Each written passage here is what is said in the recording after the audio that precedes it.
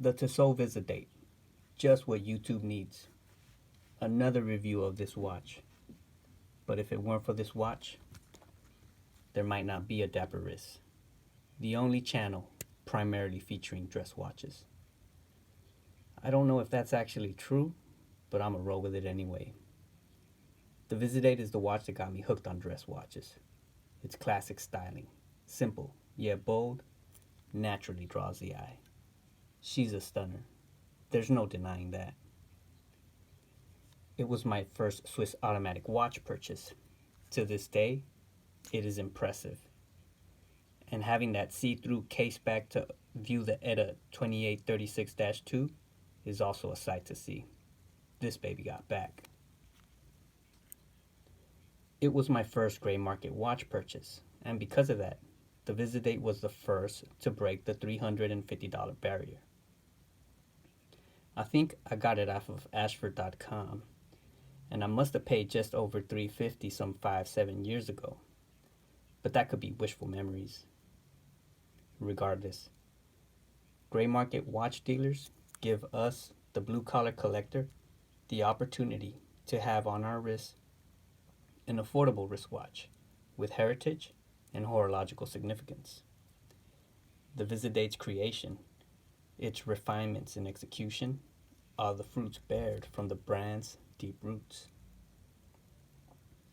And due to its retro inspiration, the Visodate was the watch to open the doors to the vintage watch market for me.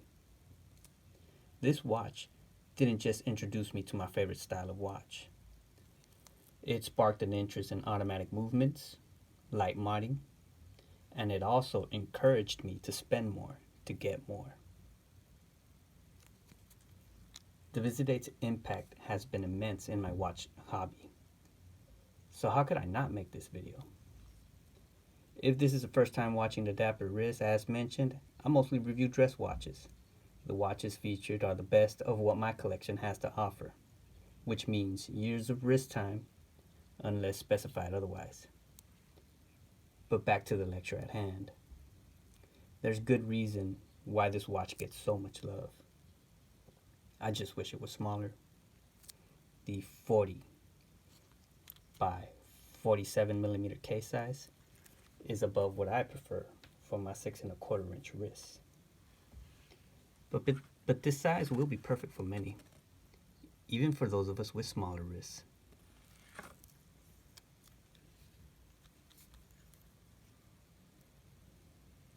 Because the case flares out on its sides, as you can see,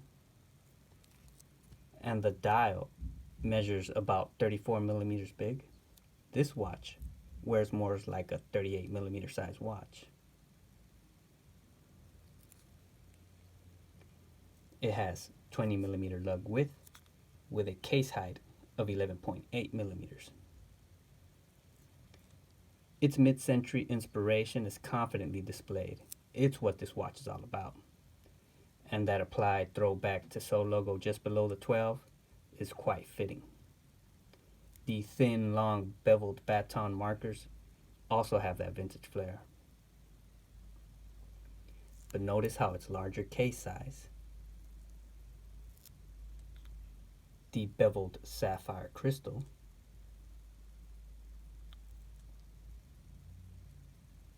and the subtle dome dial modernize the watch. Longines is another brand that knows how to strike that perfect balance between vintage charm and contemporary design.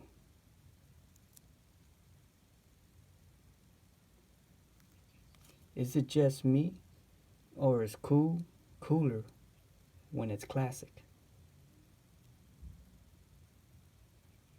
With 30 meters of water resistance, the watch is all stainless steel and polished. The case back is a snap-on. The friction lock butterfly clasp is also stainless steel, also bearing that same throwback brand. Now I'm digging this font, y'all, but the clasp is not my favorite. It can be tough to open and close. Between my thin wrists and the bulk of the steel, the clasp is uncomfortable and can be difficult for a good fit. Now maybe this is just because of my small wrists, but this is going to the cons list. The movement ticks 8 times per second with a BPH of 28,800. The movement has 25 joules with a 38-hour power reserve. Now there's no anti-reflective coating on that dome sapphire crystal, so you're going to deal with some glares and reflections, but nothing like the black dial version. If you're thinking about getting the Visodate, this is the one to get.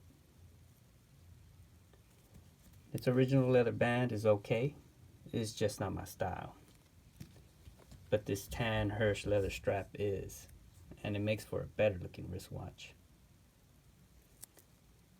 The crown is signed, pull push, and it hacks.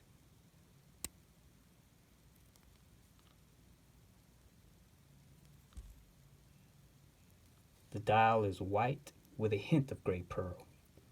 Now this gray's not going to jump out at you, but you got to get close enough and you should be able to see it. The day and date window is substantial, and on a different watch this would have made the cons list, but this is the Visodate after all. This is the watch that first integrated the date to an automatic movement. It also made the date click simultaneously at 12 o'clock. So I can't con the complication from messing with the dial symmetry. But what I can do is make the obvious suggestion. Drop the day and move the date to the 6 o'clock. Shout out to my big brother Leo for rendering the sketch. Hit me up, Tissot, because I got one more for you. Did any of y'all catch it? The hands have been changed. When the watch arrived, it was instantly the best watch in my collection. Its style, quality, and craftsmanship pretty much far ahead of all of my other watches.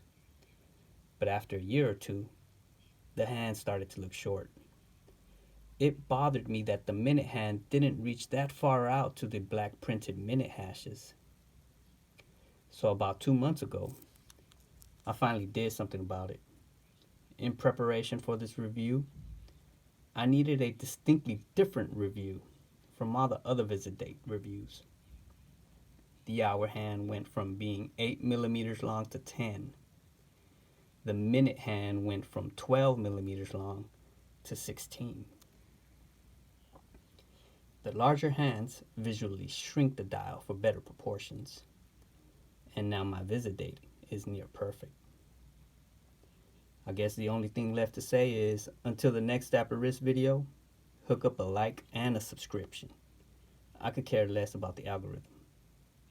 It's my ego that needs to be fed.